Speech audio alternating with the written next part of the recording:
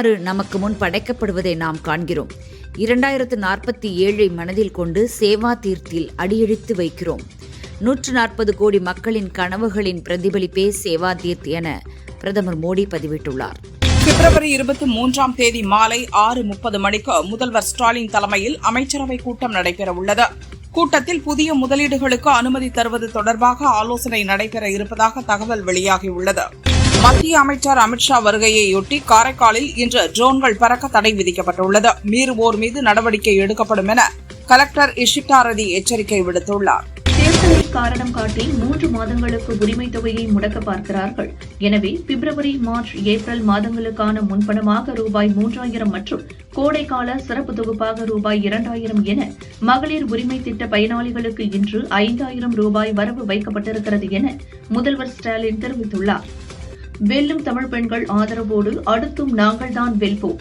திமுக 2.0 ஆட்சியில் 1000 ரூபாய் உரிமைத் தொகையை 2000 ரூபாயாக உயர்த்தி வழங்குவோம். இது எனது வாக்குறுதி என முதல்வர் ஸ்டாலின் தெரிவித்துள்ளார். பல தடைகள், சூழ்ச்சிகளை முறியடித்து 1,31,00,000 மகளிருக்கு 5000 ரூபாய் உரிமைத் தொகை வரவு வைத்துள்ளோம். மனம் நிறைவாக இருப்பதாக முதல்வர் ஸ்டாலின் கூறியுள்ளார். தமிழகத்தை நம்பர் 1 மாநிலமாக மாற்ற வேண்டும் என்ற பொறுப்புணர்வு எனக்கு கூடியுள்ளது என்றார்.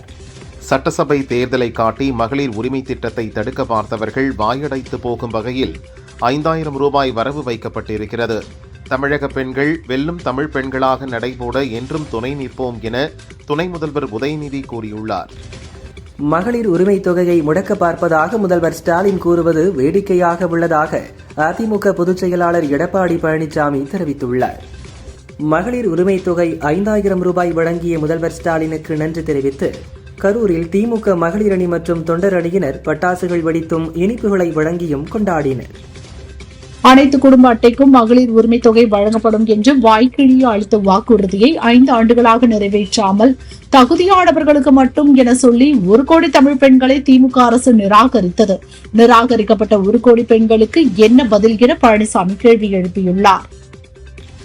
மகளிர் குடும்ப தலைவர்களுக்கான உதவித்தொகை உயர்வு அறிவிப்பு மகிழ்ச்சி அளிக்கிறது. மக்கள் நலத்திட்டத்தை முடக்க நினைக்கும் மத்திய அரசின் போக்கை ஏற்க முடியாது என செல்வ பெருந்தகை கூறியுள்ளார். திமுகவின் மோசடி திட்டத்தை நம்புவதற்கு தமிழக மகளிர் முட்டாள்கள் அல்ல. அதிமுகவின் தேர்தல் அறிக்கையை ஈயடிச்சாங் காப்பி அடிச்சு சுய கண்டுபிடிப்பு போல பெருமை பேசும் திமுகவின் வலையில் மகளிர் சிக்க மாட்டார்கள் என நைனா நாகேந்திரன் தெரிவித்தார். முதல்வரின் இந்த 5000 ரூபாய் அறிவிப்பு முழுக்க அப்பட்டமான வாக்கு அரசியல், மக்களுக்கான துண்டு அரசியல் அல்ல என முன்னாள் அமைச்சர் வைகை செல்வன் தெரிவித்துள்ளார். 12 நாட்களில் 15000 கோடி ரூபாய்க்கு 4385 டெண்டர்கள் விடப்பட்டுள்ளன. தோல்வி பயத்தில் கிடைத்தவரை திமுக அரசு சுருட்டுகிறது என பாமக தலைவர் அன்புமணி விமர்சித்துள்ளார். பணத்தை கொடுத்து ஓட்டு வாங்கும் கலாச்சாரம் ஒழிய வேண்டும். திமுகவினர் கொள்ளையடித்து சேர்த்த பணத்தையெல்லாம் குப்பையில் தூக்கி போடணும். மக்கள் உங்கள் ஊழல் ஆட்சியையும் குப்பையில் தூக்கி போட போகிறார்கள் என தவிக தலைவர் விஜய் பேசினார். ஆட்சிக்கு வந்த பின் மக்களின் பிரச்சினைகளுக்காக எந்த எல்லைக்கும் சென்று போராட தயார் என விஜய் பேசினார். என்னை நம்பியுள்ள மக்களை ஏமாற்ற மாட்டேன் என்றார். மக்கள் விரும்பும் விஜய் வேண்டுமா? மக்கள் விரோத ஆட்சியை நடத்தும் ஸ்டாலின் வேண்டுமா? அவ்வளவுதான் இந்த சட்டசபை தேர்தலை. இதற்கு நடுவில் வேறு யாருமே கிடையாது என தவிக தலைவர் விஜய் சொன்னார். ஒரு பிரச்சனைக்காக 72 நாட்கள் விஜய் வீட்டை விட்டு வெளியே வரல. 15 நாள் அலுவலகத்தையே மூடிட்டு போயிட்டாங்க. ஒரு பிரச்சனையை சந்திக்கிற திறன் கூட விஜய் கிட்ட இல்லை என அதிமுக பொதுச் செயலாளர் பழனிசாமி விமர்சித்துள்ளார். விஜய் எனது நண்பர். ஆனால் கரூரில் 41 பேர் உயிரிழந்த போது அவர்களை பார்க்காமல் விட்டுவிட்டு சென்றவரை எப்படி தலைவனாக ஏற்க முடியும் என அதிமுக முன்னாள் அமைச்சர் SP வேலுமணி கேள்வி எழுப்பினார். விஜய் தன்னைத்தானே புகழ்ந்து கொள்கிறார். 4 சுவற்றுக்குள் சில அறிவுஜீவிகளை வைத்துக் கொண்டு பிதற்றிக் கொண்டிருக்கிறார் என அதிமுக துணை பொதுச் செயலாளர் முனுசாமி கூறியுள்ளார். சேலத்தில் தவிக தலைவர் விஜய் பங்கேற்ற கூட்டத்தில் சூரஜ் என்பவர் வலிப்பு ஏற்பட்டு மயங்கி விழுந்து இறந்தார். உள்நாட்டு சந்தையை நிலைப்படுத்தவும் விவசாயிகளுக்கு லாபகரமான வருமானத்தை உறுதி செய்யவும் 25 லட்சம் டன் கோதுமையை ஏற்றுமதி செய்ய மத்திய அரசு அனுமதி அளித்துள்ளது. திருவண்ணாமலையில் பழைய வீட்டை இடிக்கும் போது இடிபாடுகளில் சிக்கி பலியான 2 சிறுவர்களின் பெற்றோருக்கு தலா 3 லட்சம் ரூபாய் நிதி உதவி வழங்க முதல்வர் ஸ்டாலின் உத்தரவிட்டுள்ளார். காயமடைந்த சிறுவனுக்கு 50,000 ரூபாய் நிதி உதவி அறிவிக்கப்பட்டுள்ளது. தமிழக மக்களை ஏமாற்றுவது முதல்வர் ஸ்டாலினுக்கு கைவந்த கலை. 5000 ரூபாய் என்பது தேர்தலுக்கான அச்சாரம். மாநிலத்தில் நிலவும் கஞ்சா, கொலை, கொள்ளை உள்ளிட்ட சட்டம் ஒழுங்கு சீர்கேடுகளை மறைப்பதற்காக கொடுக்கப்பட்டுள்ளது என திருச்சி ஏர்போர்ட்டில் நயினார் நாகேந்திரன் சொன்னார். விஜயின் சேலம் பொதுக்கூட்டத்தில் சூரஜ் என்பவர் மயங்கி விழுந்து இறந்த செய்தி அறிந்து மிகுந்த வேதனையும் ஆழ்ந்த வருத்தமும் அடைந்தேன் என தமிழக காங்கிரஸ் தலைவர் செல்வ பெருந்தகை இரங்கல் தெரிவித்துள்ளார். 5000 ரூபாய் கொடுத்து அடுத்த 5 ஆண்டுகள் தமிழகத்தை கொள்ளையடிக்க திமுக அரசு துடிக்கிறது. பணத்தை கொடுத்து வாக்கை பறிக்க முயற்சிக்கும் திமுகவின் திருட்டுத்தனத்திற்கு வரும் தேர்தலில் மக்கள் தக்க பாடம் புகட்டுவார்கள் என சீமான் தெரிவித்துள்ளார். எதிர்க்கட்சித் தலைவர் எடப்பாடி பழனிசாமியின் 5000 ரூபாய் மகளிர் உரிமைத் தொகை குறித்த விமர்சனத்திற்கு சட்டசபையில் பதிலளிப்பேன் என அமைச்சர் ஏவா வேலு தெரிவித்தார். தவிக தலைவர் விஜய் முதலில் வீட்டிலிருந்து வெளியே வர வேண்டும், த்ரிஷாவிடமிருந்து வெளியே வரணும். கூரை ஏறி கோழி பிடிக்க முடியாதவன் வானத்தை ஏறி வைகுண்டம் போக முடியுமா என நயினார் நாகேந்திரன் விமர்சனம் செய்தார். தேர்தல் நெருங்கும் நேரத்தில் மகளிருக்கு 5000 ரூபாய் கொடுத்த ஜனநாயகத்தை பணநாயகமாக மாற்றும் செயலில் ஈடுபட்ட திமுகவுக்கு சட்டசபை தேர்தலில் போட்டியிட தடை விதிக்க வேண்டும் என இந்திய தேர்தல் ஆணையத்திற்கு இந்து மக்கள் கட்சி தலைவர் அர்ஜுன் சம்பத் புகார் அளித்துள்ளார். தேர்தல் ஆணைய நடவடிக்கைகளை காரணம் காட்டி அவசரகதியில் மகளிருக்கு 5000 ரூபாய் அறிவித்த திமுகவிற்கு ஏற்பட்டிருப்பது தேர்தல் தோல்வி பயம்தானே தவிர மகளிர் மீதான உண்மையான அக்கறை இல்லை. தோல்வி பயத்தில் திமுக எடுக்கும் எந்தவித அஸ்திரமும் மக்களிடம் எடுபடாது என முதல்வர் ஸ்டாலினை டிடிவி தினகரன் விமர்சித்தார். விஜய் அனுபவம் இல்லாதவர், அவர் எனக்கு ஒரு ஆளே இல்லை. விஜயகாந்துக்கு கூடாத கூட்டமா அவருக்கு கூடிவிட்டது, ஓட்டு வேண்டாமா? விஜயால் ஒரு சீட் கூட ஜெயிக்க முடியாது என நயினார் நாகேந்திரன் சொன்னார். நேற்று வரை முதல்வருடன் தான் இருந்தோம், எங்களுக்கே தெரியாது. மர்மமான முறையில் மகளிர் வங்கி கணக்கில் 5000 ரூபாய் வரவு வைக்கப்பட்டுள்ளது என அமைச்சர் அன்பரசன் சொன்னார். ஷேக் ஹசீனாவை விசாரணைக்காக இந்தியாவிலிருந்து வங்கதேசத்திற்கு நாடு கடத்த வேண்டும் என்ற தேர்தலில் வென்று ஆட்சியை கைப்பற்றிய வங்கதேச தேசியவாத கட்சி வலியுறுத்தியுள்ளது. மகளிர் உரிமை தொகையாக 5000 வழங்கியதற்கு விசிக தலைவர் திருமாவளவன் வரவேற்பு தெரிவித்துள்ளார். இதன் மூலம் திராவிட மாடல் அரசு மகளிரை வலிமைப்படுத்தும் என கூறினார். திருச்சி உறையூர் கமலவல்லி நாச்சியார் திருக்கோயிலில் திரு அத்தியன உற்சவத்தின் திருவாய்மொழி திருநாளின் முதல் நாளான இன்று சொர்க்கவாசல் எனப்படும் பரமபத வாசல் திறக்கப்பட்டது. ஆயிரக்கணக்கான பக்தர்கள் நாச்சியாரை தரிசித்தனர். தமிழக அரசு நடத்தும் ஆசிரியர் தகுதி தேர்வுக்கான டெட் தேர்வுக்கு பிப்ரவரி 18ஆம் தேதி முதல் விண்ணப்பிக்கலாம் என தேர்வு வாரியம் அறிவித்துள்ளது. ஏப்ரல் 10ஆம் தேதி விண்ணப்பம் சமர்ப்பிக்க கடைசி நாள் எனவும் தெரிவிக்கப்பட்டுள்ளது. மகா சிவராத்திரி விழாவை முன்னிட்டு திருவண்ணாமலைக்கு சிறப்பு ரயில்கள் இயக்கப்படும் என தெற்கு ரயில்வே அறிவித்துள்ளது. சென்னை கலைவாணர் அரங்கில் வழங்கப்பட்ட தமிழக அரசின் திரைப்பட விருது மற்றும் சின்னத்திரை விருதுகள் அனைத்தும் தேர்வுக்குழு பரிந்துரைகளின் அடிப்படையிலேயே வழங்கப்பட்டதாக துணை முதல்வர் உதயநிதி கூறினார். தமிழ்நாடு திரைப்பட விழாவில் சூரரை போற்று படத்திற்காக சிறந்த நடிகருக்கான விருதை நடிகர் சூர்யா பெற்றார்.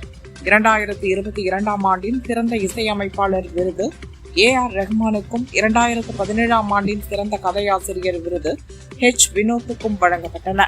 சிவகார்த்திகேயன், தனுஷ், ஐஸ்வர்யா ராஜேஷ், யோகி பாபு ஆகியோரும் விருதுகளை பெற்றனர். தாவேக கூட்டத்திற்கு போனா இனிமேல் கையோடு சவப்பெட்டியையும் கொண்டு போக வேண்டும் என்பது உறுதி என அதிமுக கட்சியைச் சேர்ந்த கோவை சத்யன் விமர்சித்துள்ளார். சேலத்தில் நடைபெற்ற கூட்டத்தை காண வந்த சூரஜ் மாரடைப்பால் மரணமடைந்தது வேதனை அளிக்கிறது. இந்த எதிர்பாராத மரணத்திற்கு எங்களது ஆழ்ந்த இரங்கலை தெரிவித்துக் கொள்கிறோம் என தாவேகா இணை பொதுச் செயலாளர் CTR நிர்மல்குமார் தெரிவித்தார். சேலத்தில் நிருபர்களுக்கும் தாவேகா தொண்டர்களுக்கும் இடையே சிறிய மோதல் ஏற்பட்டதாக எங்களுக்கு தகவல் கிடைத்துள்ளது. அந்த சம்பவத்தால் நாங்கள் வருத்தமடைந்துள்ளோம்.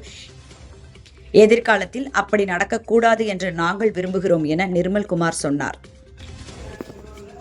தேர்தல் நேரத்தில்தான் கோடைக்கால நிதி வழங்கப்படுவதாக கூறப்படும் குற்றச்சாட்டுகள் தவறானவை. பொங்கலுக்கு 3000 ரூபாய் வழங்கியதும் ஒரு மக்கள் நலச் செயல்தான் என அமைச்சர் ரகுபதி சொன்னார். திமுகவின் அடிமைகளாக செயல்பட வேண்டிய கட்டாயம் காங்கிரஸ் ஆட்சிக்கு ஏற்பட்டிருப்பதை பார்த்தால் வருத்தமாக இருக்கிறது என பாஜக நிர்வாகி விஜயதரணி கூறினார். அதிமுகவிடம் பாஜக ஆட்சி அதிகாரத்தில் பங்கு கேட்காது, அதற்கான சூழல் இப்போது இல்லை என்றார். போக்குவரத்து நெரிசலால் பொதுமக்களுக்கு ஏற்படும் கூடுதல் பயண நேரம், எரிபொருள் செலவை தவிர்க்க தேசிய நெடுஞ்சாலைகளில் மேம்பால பணிகளை விரைந்து முடிக்க அரசு முன்வர வேண்டும் என்று பாமக நிறுவனர் ராமதாஸ் கூறியுள்ளார். குரூப் 2 தேர்வுகள் ரத்து செய்யப்பட்ட விவகாரத்தில் ஆரம்பகட்ட விசாரணையை தொடர்ந்து 2 உதவி பிரிவு அலுவலர்கள், 2 பிரிவு அலுவலர்கள் உட்பட 5 அதிகாரிகளை TNPSC சஸ்பெண்ட் செய்துள்ளது. பார்லி பட்ஜெட் கூட்டத்தொடரின் முதல் அமர்வு இன்றுடன் நிறைவு பெற்ற நிலையில் லோக்சபா ராஜ்யசபா என இரு அவைகளும் மார்ச் 9ஆம் தேதிக்கு ஒத்திவைக்கப்பட்டன. தவறான தகவல்களை பரப்புவது, நாடகங்களை அரங்கேற்றுவதை தவிர ராகுல் காங்கிரஸ் வேறு எதையும் செய்யவில்லை. பிளவுபடுத்தும் அரசியலை ராகுல் செய்கிறார் என மத்திய கல்வித்துறை அமைச்சர் தர்மேந்திர பிரதான் தெரிவித்துள்ளார். ஆண்டுதோறும் கோடைக்காலம், மழைக்காலம் வரும். ஆனால் இந்த ஆண்டு மட்டும் தமிழக மக்கள் மீது அரசுக்கு அக்கறை ஏன் என கோவில்பட்டியில் முன்னாள் அமைச்சர் கடம்பூர் ராஜு கேள்வி எழுப்பினார். ஆட்சியில் பங்கு உண்டா என திமுக கூட்டணியில் பட்டிமன்றம் நடத்துகிறது என்றார். தமிழகத்தில் அதிமுக ஆட்சிக்கு வந்தவுடன் கனிம வள கொள்கைக்கு துணை போன அதிகாரிகள், அதனை செய்தவர்கள் மீது சட்டப்படி நடவடிக்கை எடுப்போம் என அதிமுக பொதுச் செயலாளர் எடப்பாடி பழனிசாமி தெரிவித்தார். மகளிர் உரிமை தொகை ரூபாய் 5000 வரவு வைக்கப்பட்டது. தமிழக பெண்களுக்கு இன்ப அதிர்ச்சி கொடுத்துள்ளது. எதிர்க்கட்சிகள் கோர்ட் மூலம் இத்திட்டத்திற்கு தடை வாங்க முயற்சி செய்வார்கள் என்பதால் முன்கூட்டியே வரவு வைக்கப்பட்டுள்ளது என அமைச்சர் ரகுபதி சொன்னார். கடந்த 5 ஆண்டு ஆட்சியில் புதுச்சேரி 20 ஆண்டுகள் பின்னோக்கி போய்விட்டது என புதுச்சேரி முதல்வர் ரங்கசாமி குற்றம் சாட்டினார். தமிழக அரசு செயல்படுத்தும் மகளிர் உரிமை தொகை திட்டத்தின் மூலம் குடும்ப தலைவிகளுக்கு நிதி உதவி வழங்கப்படுவது ஒரு முக்கியமான முன்னேற்றம். இந்த முயற்சிகள் தொடர்ந்து வலுப்பெறட்டும் என காங்கிரஸ் எம்பி மாணிக்கம் தாக்கூர் கூறியுள்ளார். 1000 கைகள் மறைத்து நின்றாலும் ஆதவன் மறைவதில்லை. அதுபோலதான் சூரியனை எந்த கையும் மறைக்க முடியாது என அமைச்சர் ரகுபதி கூறியுள்ளார். பெண்கள் அதிகாரமடைதல் ஒரு கோஷம் அல்ல, அது ஒரு பொறுப்பு. மகளிர் உரிமை தொகை ஒரு முக்கியமான முன்னேற்றமாகும் என காங்கிரஸ் எம்பி மாணிக்கம் தாகூர் கூறியுள்ளார். சேலம் கூட்டத்தில் பங்கேற்ற தாவேக தலைவர் விஜய்க்கு வேல், சாட்டை மற்றும் செங்கோல் பரிசாக வழங்கப்பட்டது. மக்கள் ஏற்கனவே டெலீட் செய்தவர்களை நாம் ஏன் எதிர்க்க வேண்டும், இருட்டில் இருப்பவர்களை நோக்கி நாம் ஏன் கல் எறிய வேண்டும் என அதிமுகவை விமர்சித்து விஜய் பேசினார். சட்டம் ஒழுங்கு, பெண்கள் பாதுகாப்பு, இளைஞர்களின் வேலைவாய்ப்பு என மொத்தத்தில் ஸ்டாலின் ஆட்சியே அவுட் ஆஃப் கண்ட்ரோல் என முதல்வர் ஸ்டாலினை விமர்சித்து விஜய் பேசினார். அடுத்தவர்கள் ஆரம்பித்த கட்சியில் இருந்து கொண்டு அரசியல் செய்பவர்களுக்கு ஒரு சவால். என்னை போல் தனியாக கட்சி ஆரம்பித்து 1% ஓட்டு வாங்க தில் இருக்கிறதா, திராணி இருக்கிறதா என தாவேக தலைவர் விஜய் சவால் விடுத்தார். நாங்கள் எந்த கட்சியையும் அழிக்கவோ ஒழிக்கவோ அரசியலுக்கு வரவில்லை. மற்றவர்களைப் போல் வெறுப்பு அரசியல் செய்யவும் வரவில்லை. மக்களுக்காக நன்றி கடன் செலுத்தவே அரசியலுக்கு வந்துள்ளேன் என விஜய் கூறினார். எங்கள் ஓட்டு எங்கள் உரிமை, யாரும் விலைக்கு வாங்க முடியாது. எங்க ஓட்டு விசில் சின்னத்துக்கே என சேலத்தில் நடந்த கூட்டத்தில் நிர்வாகிகளுடன் உறுதிமொழி ஏற்றுக்கொண்டார் விஜய். உங்க பணம் தான், எவ்வளவு தந்தாலும் வாங்கிக்கோங்க, வாங்கிட்டு அவங்க காதல விசில் ஊதி அனுப்புங்க என சேலத்தில் நடந்த கூட்டத்தில் தாவேக தலைவர் விஜய் பேசினார்.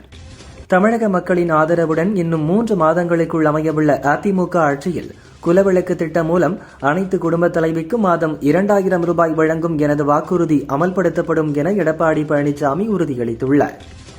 28 மாதங்களாக 1000 ரூபாய் கொடுக்காமல் இழுத்தடித்த ஸ்டாலின் தற்போது 3 மாத தொகையோடு சேர்த்து கோடைக்கால சிறப்பு தொகை கொடுக்கிறாராம். 2024, 2025 ஆண்டுகளில் நமக்கு கோடைக்காலமே வரவில்லையா என அதிமுக பொதுச் செயலாளர் பழனிசாமி கேள்வி எழுப்பியுள்ளார். புதிதாக கோடைக்கால சிறப்பு தொகை ரூபாய் 2000 என திடீரென அறிவித்தது எப்படி? இந்த ஆண்டு மட்டும்தான் கோடைக்காலம் வருகிறதா? வழக்கமாக மாதந்தோறும் 15ஆம் தேதி வரவு வைக்கப்படும் மகளிர் உரிமை தொகை 13ஆம் தேதியே வரவு வைக்கப்பட்டது ஏன் என தாவேக தலைவர் விஜய் கேள்வி எழுப்பியுள்ளார். முதல்வரின் மகளிர் உரிமை தொகையை வரவேற்ற காங்கிரஸ் எம்பி ஜோதிமணி அடுத்த 2 மாதங்களுக்கு சகோதரிகள் கையில் உரிமை தொகை கிடைக்கக்கூடாது என்று சதி செய்த தேசிய ஜனநாயக கூட்டணியின் திட்டத்தை முதல்வர் ஸ்டாலின் முறியடித்துள்ளார் என்றார். தமிழ்நாடு என்றால் அது மகளிர் நாடு என்பதை மீண்டும் உறுதி செய்திருக்கிறது முதல்வர் ஸ்டாலின் தலைமையிலான அரசு என்கிறார் உதயநிதி.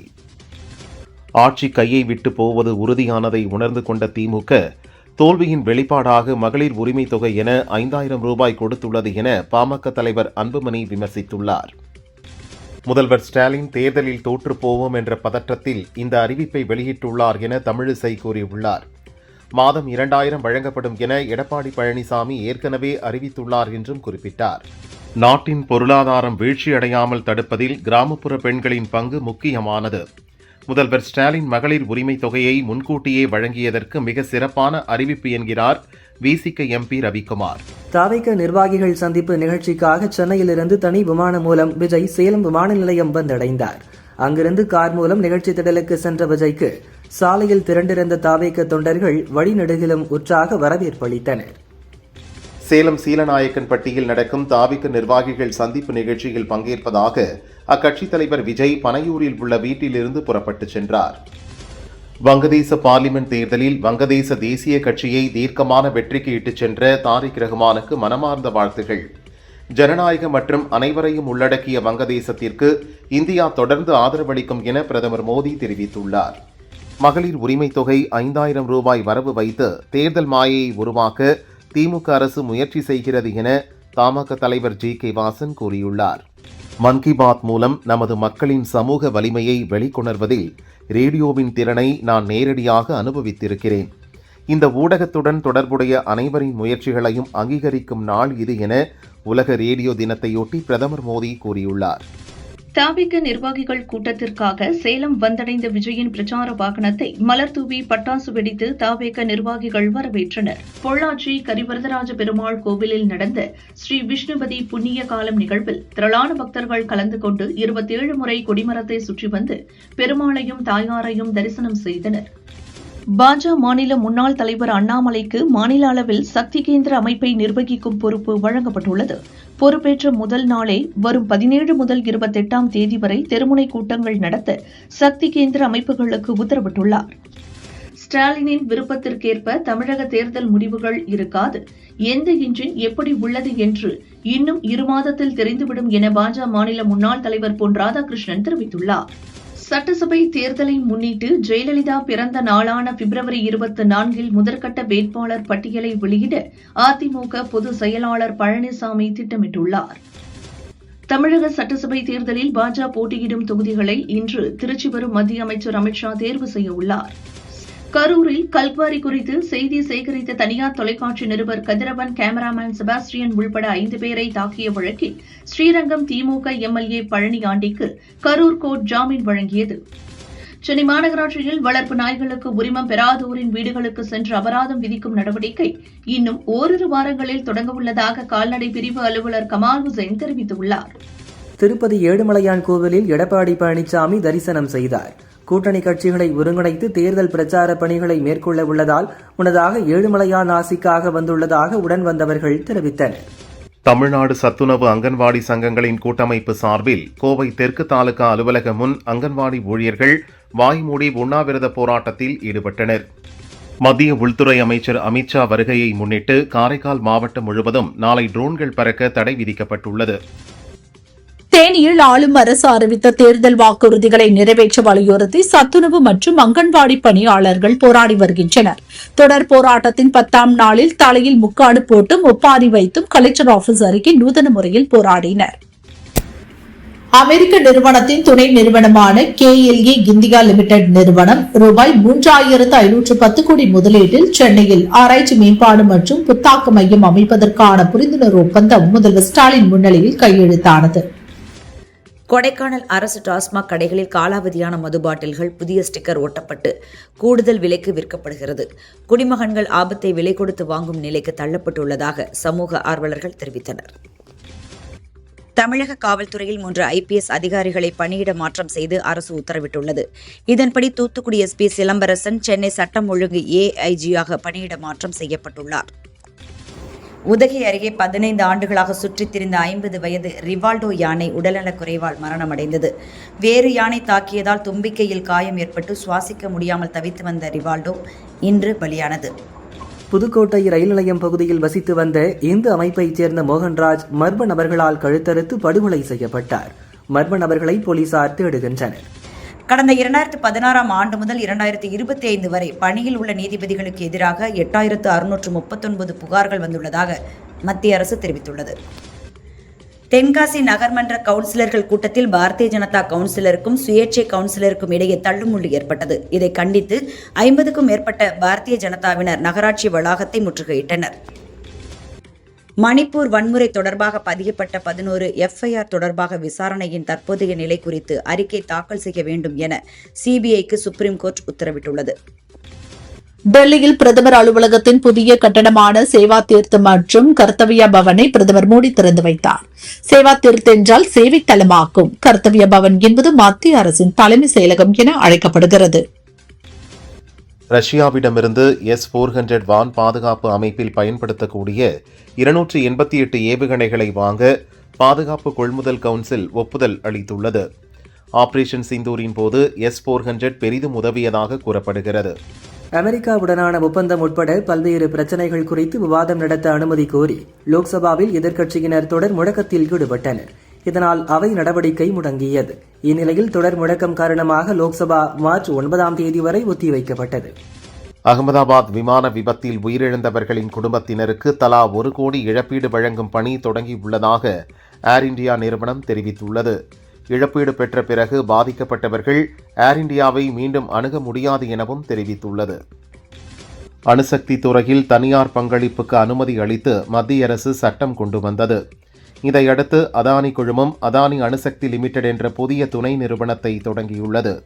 தங்கம் விலை இன்று சவரனுக்கு 1600 ரூபாய் குறைந்து ஒரு சவரன் 1,15,200 ரூபாய்க்கும், கிராமுக்கு 200 ரூபாய் குறைந்து 14,400 ரூபாய்க்கும் விற்பனையாகிறது. வெள்ளி விலை கிராமுக்கு 20 ரூபாய் குறைந்து 280 ரூபாய்க்கு விற்கப்படுகிறது. கர்நாடக மாநிலம் பெங்களூரு ஹோஸ்கோட் டபாஸ்பேட்டை தேசிய நெடுஞ்சாலையில் லாரி, பைக் மற்றும் கார் மோதிய விபத்தில் 7 பேர் பலியானார்கள். சட்டசபை தேர்தல் முன்னேற்பாடுகள் குறித்து அனைத்து மாவட்ட கலெக்டர்கள் மற்றும் எஸ்பிக்களுடன் துணை தேர்தல் கமிஷனர்கள் குழு இன்று ஆலோசனை நடத்துகிறது. காளஹஸ்தி திருப்பதி மாவட்டம் ஸ்ரீ காளஹஸ்தி சிவன் கோயில் மகா சிவராத்திரி பிரம்மோற்சவ விழாவில் இன்று காலை அம்ச வாகனத்தில் ஸ்ரீ காளஹஸ்தீஸ்வரரும், யாளி வாகனத்தில் தாயாரும் 4 மாட வீதிகளில் வலமாக வந்து அருள் பாலித்தனர். கடலூர் திருப்பாதிரி புலியூர் முத்தாலம்மன் கோவில் 99ஆம் ஆண்டு செடல் திருவிழாவில் இன்று தேரோட்டம் கோலாகலமாக நடந்தது. ஏராளமான பக்தர்கள் பங்கேற்று தேரை வடம்பிடித்து இழுத்து நேர்த்திக்கடன் செலுத்தினர். வங்கதேசத்தில் நடந்த தேர்தலில் மெஜாரிட்டிக்கு தேவையான 151 தொகுதிகளில் கலிதா ஜியாவின் வங்கதேச தேசியவாத கட்சி வெற்றி பெற்றது. வங்கதேச தேசியவாத கட்சி ஆட்சி அமைப்பது உறுதியானது. இதை அந்த கட்சியினர் கொண்டாடி வருகின்றனர்.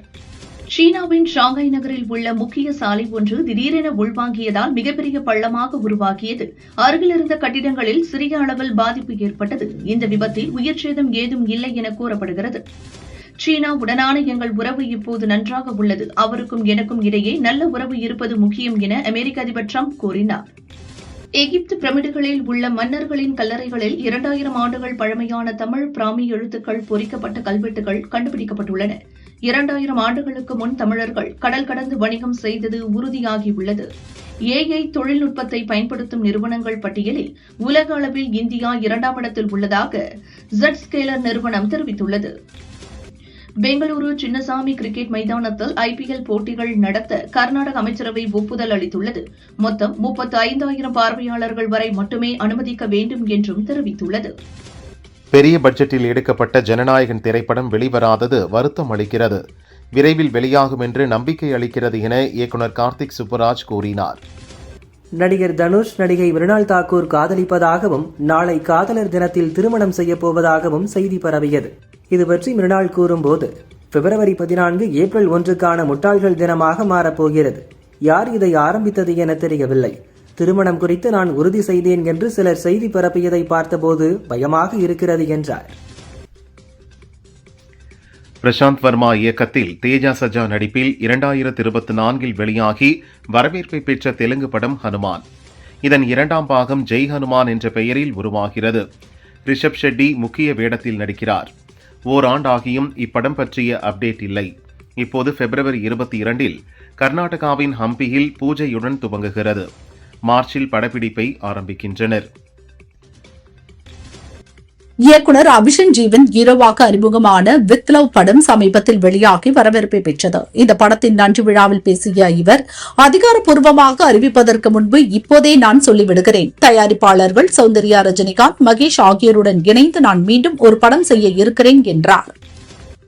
பொன்னியின் செல்வன் பாகம் 2 படத்தின் வீரராஜ வீரப்பாடல் சிவஸ்துதி பாடலின் விட்டுப்போல் உள்ளதாக தொடர்ந்த வழக்கில் இசையமைப்பாளர் AR ரகுமான் ரூபாய் 2 கோடி செலுத்த சுப்ரீம் கோர்ட் உத்தரவிட்டுள்ளது.